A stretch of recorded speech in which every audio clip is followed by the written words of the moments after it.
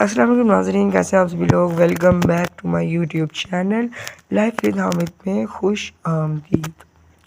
جیسے کہ میں نے آپ کو بتایا تھا کہ میں سفر نامہ لبیک سے سلام تک کا ایک سفر نامہ شروع کر رہا ہوں، تو آج اس کا دوسرا دن ہے۔ دوسرے دن کی رپورٹ، دن جمعرات، تاریخ 26 فروری 2026۔ اللہ رب العزت کا بے پایاں احسان ہے کہ اس نے اپنے گھر کی حاضری کی توفیق عطا فرمائی۔ یونس ایمرے کے اس روحانی شعر کے ساتھ ہم دیار حرم میں موجود ہیں۔ تیرے عشق کی بارگاہ میں اس ایک مسکین بندہ ہوں، اے کرم والے بادشاہ، میں تیرے پاس التجا لے کر آیا ہوں۔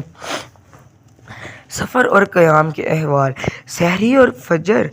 جدہ ایئرپورٹ پر سعودی سسٹم کے تمام مراحل طے کرنے کے بعد وہیں سحری کی سعادت حاصل کی اور نماز فجر ادا کی۔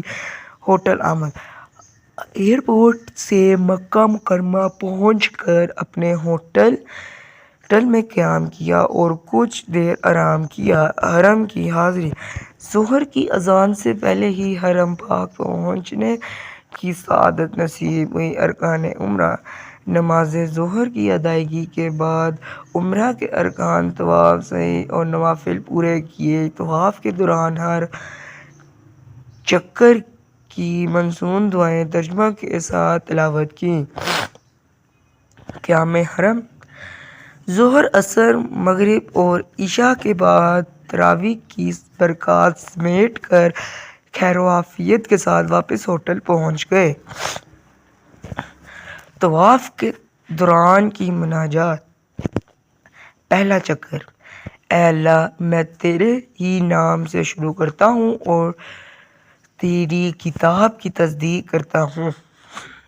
دوسرا چکر: اے اللہ، بے شک یہ گھر تیرا ہے، مجھے دوزخ سے پناہ دے۔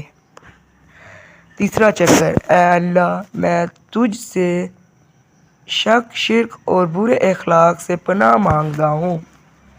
چوتھا چکر: اے اللہ، میرے اس عمل کو مقبول اور گناہوں کو معاف فرما۔ پانچواں چکر: اے اللہ، مجھے اپنے عرش کے سائے تلے جگہ دے۔ چھٹا چکر: اے اللہ، میرے لیے رزق کے دروازے کھول دے اور اپنی اطاعت کی توفیق دے۔ ساتواں چکر: اے اللہ، میں تجھ سے کامل ایمان اور سچا یقین مانگتا ہوں۔ تو یہ تھا دوسرا دن۔ امید ہے آپ کو اچھا لگا ہوگا۔ اگر اچھا لگا تو پلیز اس کو لائک کریں، شیئر کریں، سبسکرائب کریں۔ میں ملوں گا آپ کو اگلی ویڈیو میں، تب تک کے لیے خدا حافظ۔